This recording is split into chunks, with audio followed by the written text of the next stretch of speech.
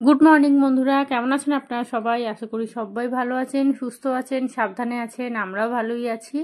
আজ হলো শুক্রবার, সকাল এখন বাজতে যায় 9:30। দেখুন সকাল থেকে পুরো মেঘলা ওয়েদার, একদম কাল বৈশাখী আসবে বলছিল না, ওটাই শুরু হয়ে গেছে আর কি। তো দুজনে 2 কাপ চা খেয়ে নিয়েছি। তন্ময় 9টার দিক করে কাজে বেরিয়ে গেছে, আমি খানিকক্ষণ বসে একটু ভিডিও এডিট করছিলাম। টিউশন পড়তে গেছে, ও 10টার দিক করে চলে আসবে। তো ও যেহেতু উপরে টোরে আসবে, তাই ওর ব্রেকফাস্টটা ফ্রিজে অল্প একটুখানি ওই চাউমিন সেদ্ধ ছিল, যা আছে মোটামুটি ওর হয়ে যাবে। আর আমার জন্য না ওই 2খানা আটার লেচি আছে, তো ভাবছি ওটা দিয়ে একটু সাদা তেল দিয়ে পরোটা করব। সকালে একবার চা খেয়ে নিয়েছি, এখন জানেন কীরকম হয়েছে, সকালে একবার চা খাচ্ছি, আবার যেই 10টা 9:30 বাজে মনে হচ্ছে আবার একবার চা খাই, আবার দুধ চা দুবার করে খেয়ে নিচ্ছি। বাপরে! সন্ধেবেলা তো আমি মোটামুটি ওই লিকার চাটাই খাই, তবে মাঝের মধ্যে ওই আবার এক সময় দুধ চা খেয়ে নিই। আর এখন যেহেতু বাড়িটা আমার আমার মায়ের বাড়ির কাছে আমি চলে এসেছি, তো সেই কারণে মায়ের বাড়িটা সামনে হয়ে গেছে। তো মা এখন আর সব সময় আসে না আর কি, যেহেতু সামনে তো কি আসবে আর, সব সময় তো ফোন করছে, তারপর তিশান যাচ্ছে, তো সেই কারণে আসে না। ওখানে কি একটু দূরে ছিল, তো মা মোটামুটি 3 দিন 4 দিন ছাড়াই একবার করে চলে আসতো। তো এখন যেহেতু মা আর আসে না, তাই ওই লিকার চাটাই খাওয়া হয়, দুধ চাটা সন্ধ্যাবেলা হয় না, তন্ময়কে দুধ চা করে দিই। তো এই যে দেখুন এখানে অনেকটা চাউ আছে, দেখছেন? আলু দিয়েছি, পেঁয়াজ দিয়েছি, ডিমটা আর দিলাম না, কারণ 2 দিন 1 দিন ছাড়া ছাড়াই ডিম খাওয়া হয়। আর ওর তো মাঝখানে ডিম খেয়ে এত অ্যালার্জি হয়েছিল, চুলকে চুলকে কি অবস্থা জানেন। আর আপনাদেরকে সেই দেখিয়েছিলাম না, হাতে 2খানা সেই বড় বড় দানা মতো হয়েছিল, ফুসকুড়ি মতো। তো ওটা তো আমি অন্য কিছু ভাবছিলাম। তারপরে তন্ময় বলল একটা দিন দেখো, যদি দেখো যে ওটা আরও বেড়েছে বা কমছে না, তাহলে ডাক্তারখানায় নিয়ে যাবে। তো আমার মাকে দেখাতে মা বললো যে না, ওটা অন্য কিছু না, চুলকানির মতোই হয়েছে। তো দেখলাম 1-2 দিনের মধ্যে ওটা আবার ঠিকও হয়ে গেছে। আমি খুব টেনশানে ছিলাম ওইটা নিয়ে বাবা। তো এই যে এখানে চাউমিন মোটামুটি রেডি। আর আমি না অল্প করে একটুখানি ওই ম্যাগি মশলা দেবো, ম্যাগি মশলা পড়ে আছে, তো ওটা একটুখানি দিয়ে দেবো। ওই হাফ ম্যাগি মশলা ছিল, আমি না হাফ দিয়েছিলাম আর হাফটা রেখে দিয়েছিলাম, তো ওটাই একটুখানি দিয়ে দেবো, দিলে খুব ভালো লাগে খেতে। দেখছেন দেখছেন, মানে সব পড়ে যাচ্ছে, কি বলুন তো, ওই মাথা কাজ করছে না আসলে, মানে মাথাটা এখন পড়ে আছে হচ্ছে ওই বাড়িতে, ওই যে বাড়িটা ছেড়ে এসছি আর কি। আপনারা অনেকজন কমেন্ট করেছেন যে দিদি চিন্তা করো না, কি বলুন তো, চিন্তা না একটা মানে কি বলবো, চিন্তা করতে হয় না, চিন্তা এমনি চলে আসে। কেউ কখনো কোনো মানুষ নিজে থেকে চিন্তা করে কখনো শরীর খারাপ করবে না, কারণ সে জানে শরীর অসুস্থ হলে আমি কষ্ট পাবো। কিন্তু চিন্তা ওই যে মানে যখন কারোর সাথে কথা বলছি তখন ঠিক আছি, কিন্তু যখনই আমি একা হয়ে যাচ্ছি না, তখনই ভাবছি আমি কি করলাম, কেন বেরিয়ে আসলাম, মানে এই সব মাথার মধ্যে সেই একই ঢাক আর একই ঢোল সবসময় মাথাতে বেজেই যাচ্ছে। তো যাই হোক, চলুন। তন্ময় সকালবেলাই বলতে বলতে বেরোলো আর কি, যে আবার তুমি সেই ওই ঘরটা নিয়ে পড়ে আছো, আমাকে বলছে।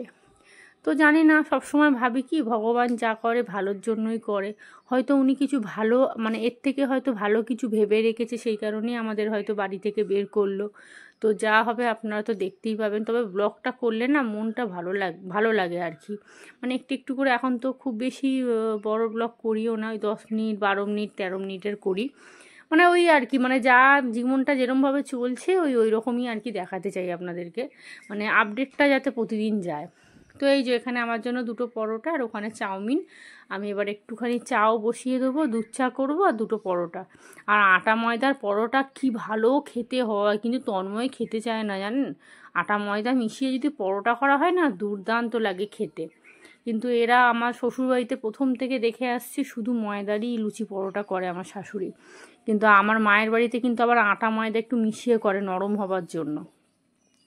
তো চলুন, এবার এখানে তিশানের এটা হয়ে গেছে, চাউমিনটা হয়ে গেছে, করেই সারা ব্লগটা শেষ করে দেবো। চাউমিন যা করেছি মোটামুটি ওর হয়েও একটুখানি থাকবে, এমনিও আমি একটুখানি নেব বাটিতে, কারণ ওই ম্যাগি মশলাটা দিয়েছি তো, খেতে খুব ভালো হয়েছে আর একদম ঝরঝরে। দেখুন চাউমিন সিদ্ধ করে না সঙ্গে সঙ্গে ওই ঠান্ডা জল দিয়ে ধুয়ে নেবেন, চাউমিন পুরো একদম ঝরঝরে হয়, একটুও লেগে থাকবে না।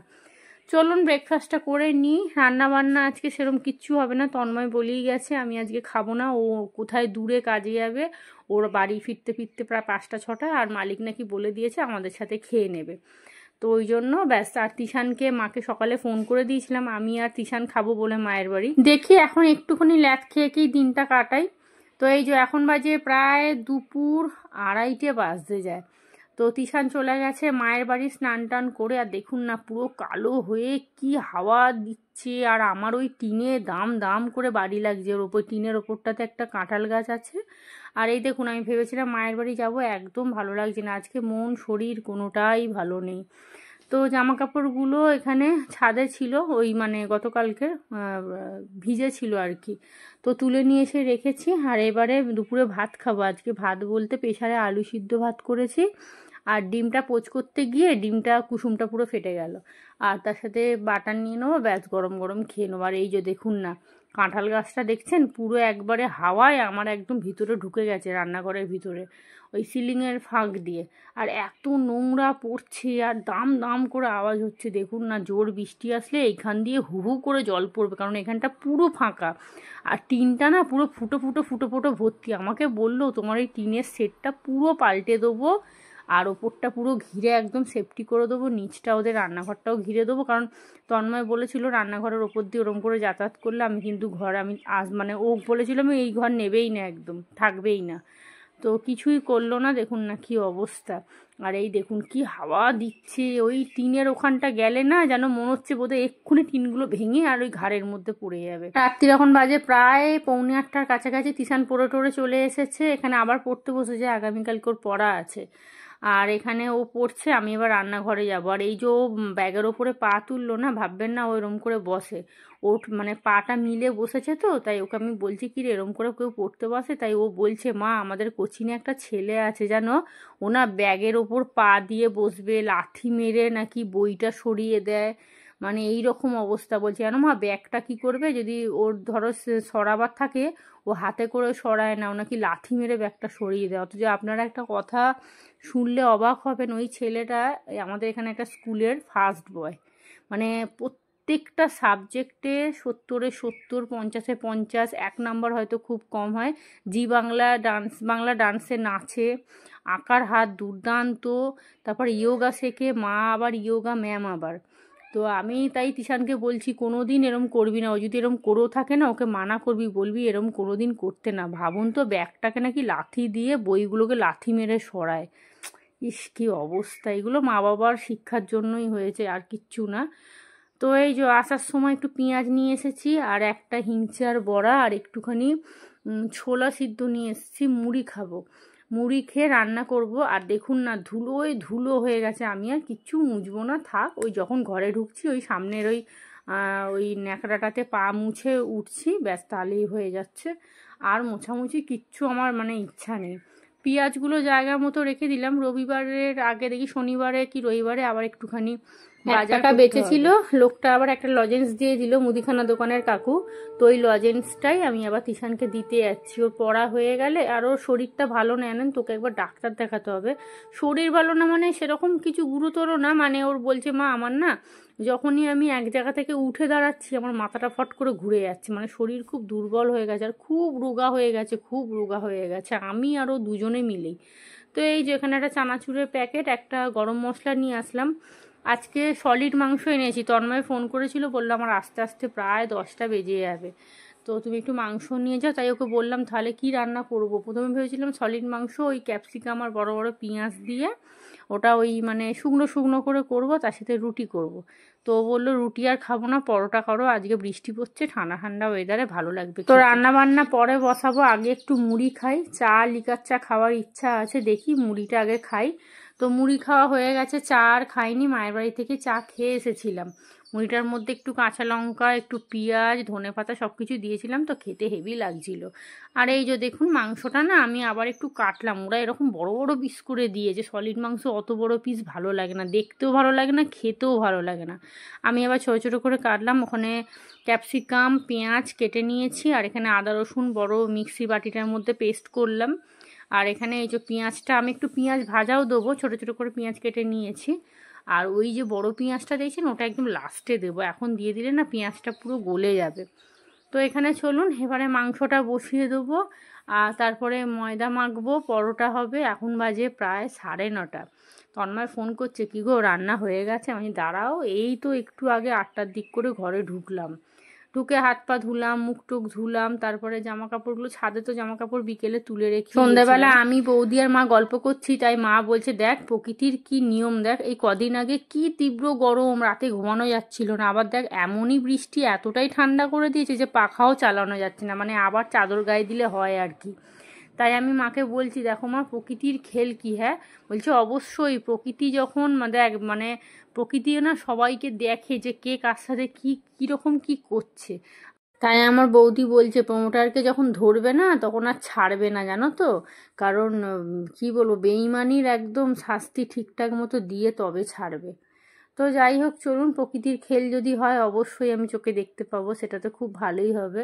কারোর খারাপ চেয়ে কেউ কোনোদিন সুখী হয় না সেটা আমি জানি, কিন্তু মানে এদের ভালো চাওয়াটা আমার মনে হয় ঠিক নয়। তো চলুন, ওখানে ক্যাপসিকামটা দিয়ে দিয়েছি, আদা রসুন পেস্ট করলাম, একটু কম লাগছিল তাই আরেকটু আদা রসুন দিয়ে দিয়েছি, 2খানা টমেটো দিয়েছি। এইবার এটা ভালো করে একদম আস্তে করে কষাবো, আর এদিকে মানে এটা কড়াটা এই দিকটা করে দেবো আর এই দিকটাতে করে পরোটাটা সেঁকে নেবো। এখন বাজে প্রায় 10টা 15 মতো হতে যায়, 10টা 10 মতো। তন্ময় বলছে কী গো রান্না হয়নি, এসে গেছে। আমি বললাম দাঁড়াও একটু অপেক্ষা করো, সলিড মাংস দেখবেন একটু সিদ্ধ হতে সময় লাগে না। তবে একটা ভুল হয়ে গেল, কি বলুন তো, একটু লেবুর রস দিলে খুব ভালো হতো, আর একটু মাখিয়ে রাখলেও কিন্তু তাড়াতাড়ি হয়ে যেত, কিন্তু কোনোটাই তো হয়নি, সেই কারণে একদম একটু সময় লাগবে আর কি। আর কষানো ভালো না হলে কিন্তু খেতে একদম ভালো লাগবে না। আর মাংসগুলোকে দেখুন না কেটেছি, তারপরও দেখছি এই বড় বড় একবারে।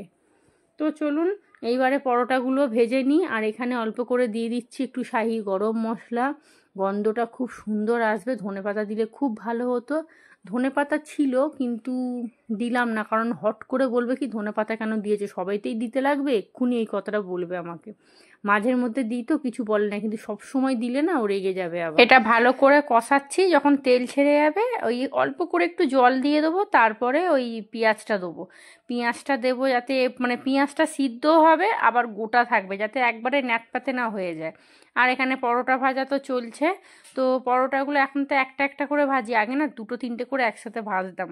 তো পরোটাগুলো না দেখতাম ওই মানে শক্ত, মানে ওই সাইডগুলো না পুরো সে করকরের মতো হয়ে যেত, কিন্তু যবে থেকে ওই একটা একটা করে ভাজছি এখন দেখছি ঠিকঠাক আছে আর কি। তো চলুন, রান্নাবান্না মোটামুটি হয়ে গেছে, এখন বাজে প্রায় 10:30টার কাছাকাছি। তো খাওয়া দাওয়া হয়ে গেছে, বাজে এখন 11টা 15। আমি রান্নাঘর পরিষ্কার করলাম, বাসন কোসন সব মাজলাম, এখানে পরোটা মাংস সব পড়ে আছে। তন্ময় আর তিশান দুজনেই ঘুমিয়ে পড়েছে, তন্ময় আজকে সারা দিন খেটেছে না, ঘুম পেয়ে গেছে ওর। তো চলুন, বিছানাটা কিন্তু এখনও হয়নি, তন্ময়কে আমাকে ডাকতেই হবে, ও উঠলে তবে আমি বিছানা ঝাড়বো, তারপরে আবার শোবো। তো চলুন, ভিডিওটাও এখানেই শেষ করছি। আপনারা সবাই ভালো থাকবেন, সুস্থ থাকবেন। আজকের মতো সবাইকে টাটা।